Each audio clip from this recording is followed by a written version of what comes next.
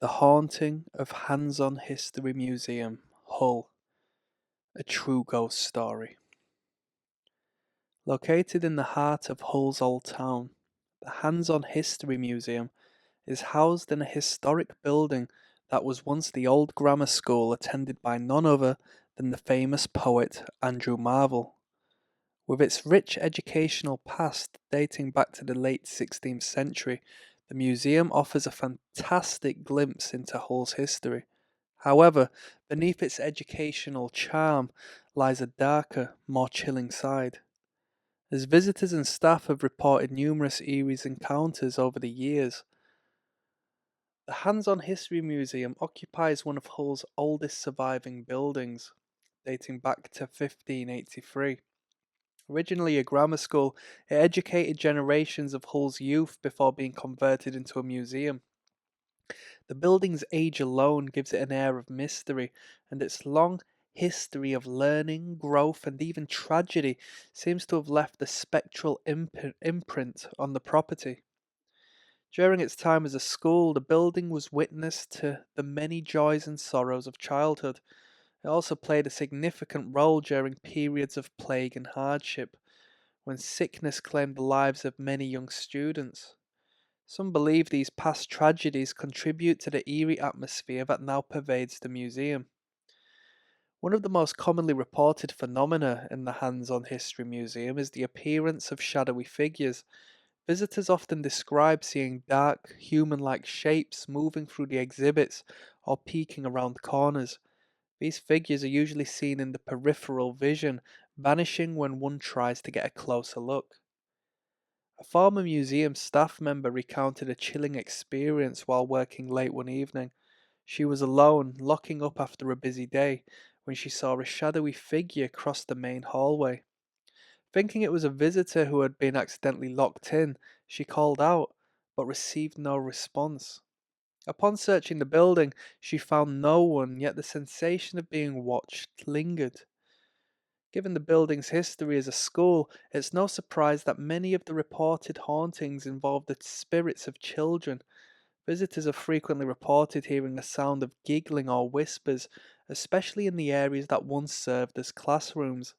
Others have claimed to feel a gentle tug on their clothing, as if a child were trying to get their attention.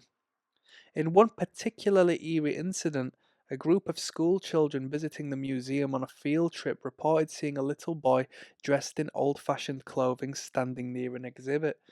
The boy appeared out of place and vanished before the teacher could approach him. When questioned, none of the museum staff could account for the mysterious child, leading many to believe they had encountered a ghost. One of the most unsettling parts of the museum is in its collection of antique dolls.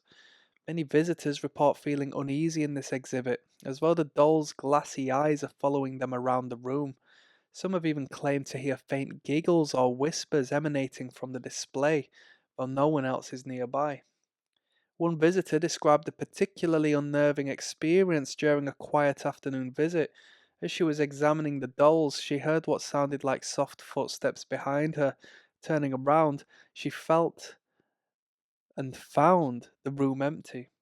But one of the dolls had seemingly shifted its position. The experience left her so shaken that she left the museum immediately.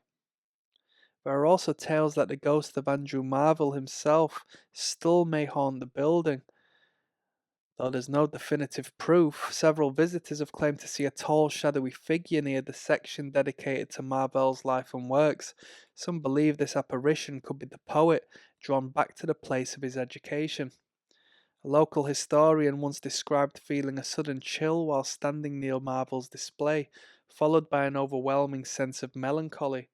Though he didn't see an apparition, the sensation was so profound that he left the area, convinced that the spirit of the poet was nearby.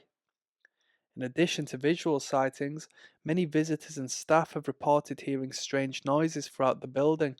Disembodied footsteps, faint whispers, and even the sound of doors creaking open and slamming shut have all been experienced.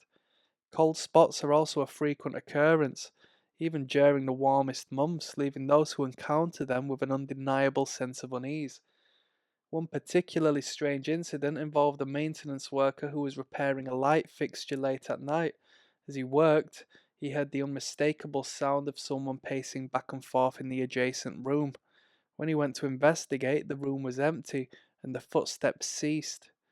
The experience left him deeply unsettled, and he later refused to work alone in the museum after hours. The Hands On History Museum is a place where the past feels palpably present. Its long history as a school and later as a museum seems to have created a space where the line between the living and the dead is unusually thin. Whether it's the spirits of former students, shadowy figures, or the ghostly presence of Andrew Marvell, the museum offers visitors more than just a lesson in history. It provides a chilling reminder that some stories refuse to fade away. Subscribe for daily updates and uncover the eerie tales behind some of the UK's most haunted locations. Thank you.